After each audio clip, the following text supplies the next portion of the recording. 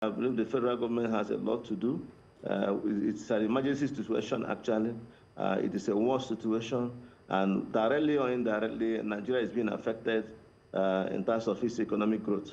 So the federal government should, come in and come down to understand the plight of its citizens as with the independent marketers. Marketers who are no longer selling product the way we used to sell.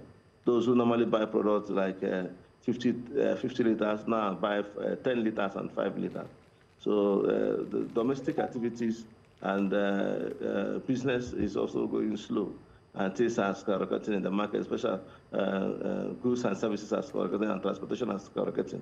So I believe that the presidential committee on petroleum, who already advised Mr. President, should at least come up with a kind of a temporary measure whereby the crude oil should be also be subsidized a little bit and enable Dangote to continue to refine, and other refineries, not only Dangote, other modular refineries that are refining, continue to refine and deliver petroleum products in a very less cost, so that it will benefit Nigerians, so that we won't suffer.